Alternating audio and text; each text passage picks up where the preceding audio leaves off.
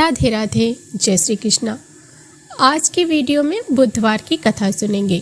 बुधवार यानी बुध का दिन। वैसे बुध एक महात्मा भी हुए हैं जिन्हें हम गौतम बुद्ध के नाम से जानते हैं, लेकिन यहाँ बात हो रही है बुध ग्रह की।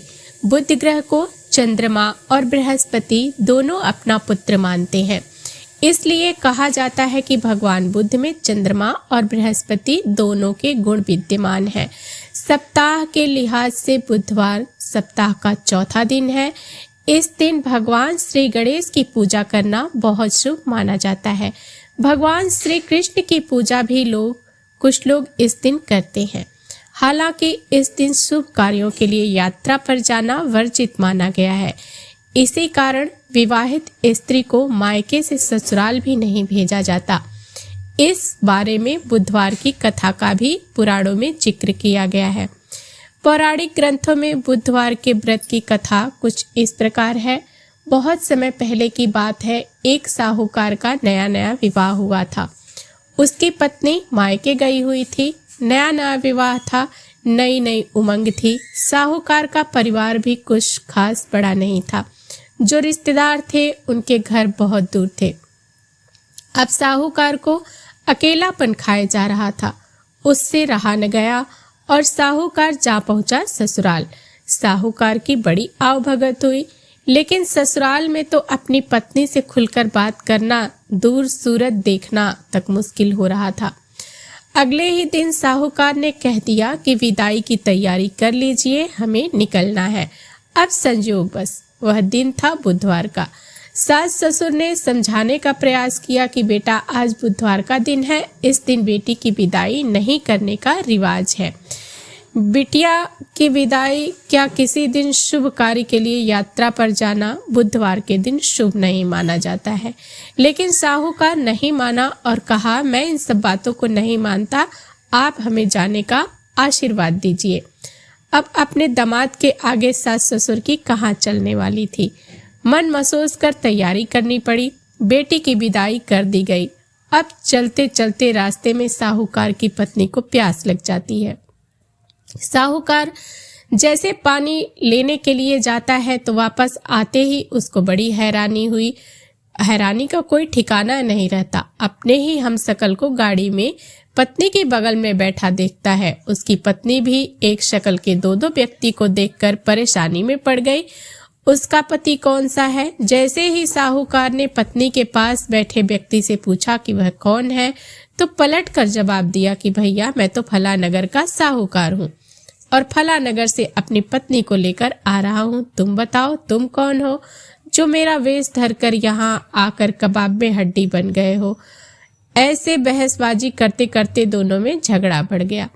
झगड़े को देखते हुए राज्य के सिपाही वहां आ पहुंचे और साहूकार को पकड़ लिया। अब सिपाही भी चक्कर में, दोनों की शक्ल तो एक समान है। उन्होंने साहूकार की पत्नी से पूछा कि इसमें से आपका पति कौन है? वह बेचारी क्या जवाब देती। तब साहूकार ने हाथ जोड़ लिए और भगवान से विनती करने लगा कि हे भगवान, यह आपकी क्या माया है? तभी आकाशवाणी हुई कि मूर्ख, याद कर, कुछ देर पहले ही तूने अपने सास ससुर की आज्ञा न मानकर भगवान बुद्ध का अपमान किया और बुधवार के दिन तू अपनी पत्नी को लेकर चल पड़ा, जबकि तुझे इस दिन गमन नहीं करना चाहिए था। यह स्वयं बुद्ध देव हैं जो तुम्हें सबक सिखाने के लिए तुम्हारे वेश में है। तब साहूकार ने कान पकड़कर माफी मांगी और आगे से कभी भी ऐसा न करने का वचन किया और बुधवार को नियम पूर्वक व्रत पालन करने का संकल्प किया। तब जाकर साहूकार के रूप में प्रकट हुए बुद्ध देवता अंतर ध्यान हुए और साहूकार अपनी पत्नी को लेकर घर जा सका। इस घटना के पश्चात साहूकार और उसकी पत्नी दोनों नियमित रूप से बुधवार का व्रत पालन करने लगे। मान्यता है कि जो भी व्यक्ति इस कथा को कहता है या सुनता है या फिर पढ़ता है, उसे बुधवार के दिन यात्रा करने से किसी तरह का दोष नहीं लगता और समस्त सुखों की प्राप्ति होती है। बुध ग्रह की शांति और सर्व सुख के इच्छुक स्त्री पुरुष बुधवार के इस व्रत को कर सकते हैं। ज्ञान, बुद्धि, कार्य, व्यापार आदि में उन्नति के लिए भी बुधवार का व्रत बेहद शुभ और फलदायी माना जाता है। बुधवार के दिन बुध देवता के साथ साथ भगवान गणेश जी की पूजा का विधान है। पौराणिक मान्यता के अनुसार बुधवार के व्रत का आरंभ विशाखा नक्षत्र युक्त बुधवार को करना चाहिए और इसके बाद लगातार 7 बुधवार तक व्रत करना चाहिए। व्रत शुरू करने से पहले गणेश जी सहित 9 ग्रह पूजन करना भी बहुत जरूरी माना जाता है। व्रत के दौरान भागवत महापुराण का पाठ भी करवाया जा सकता है। इसके अलावा शुक्ल पक्ष के पहले बुधवार से भी बुधवार का व्रत करना शुभ माना जाता है।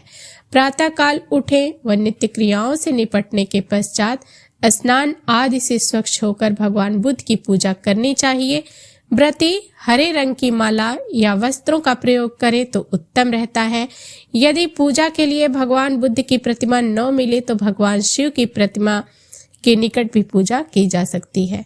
दिन भर के व्रत के पश्चात शाम को भी पूजा करनी चाहिए और केवल एक समय भोजन करना चाहिए। व्रत में हरे रंग के वस्त्र, फूल या सब्जी आदि दान करने चाहिए। इस दिन एक समय दही, मूंग दाल का हलवा या फिर हरी वस्तु से बनी चीजों का सेवन करना चाहिए। कहते विधि विधान से अगर इस व्रत को किया जाए तो जीवन में सुख शांति रहती है और धन धान्य से भरे रहते हैं।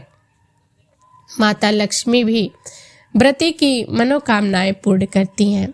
तो ये थी आज की कथा आपको कैसी लगी कमेंट बॉक्स में श्री गणेश की जय अवश्य लिखिएगा और चैनल को सब्सक्राइब, वीडियो को लाइक और शेयर करना ना भूलिएगा। मिलते हैं अगली वीडियो में, तब तक के लिए जय श्री हरि गणेश।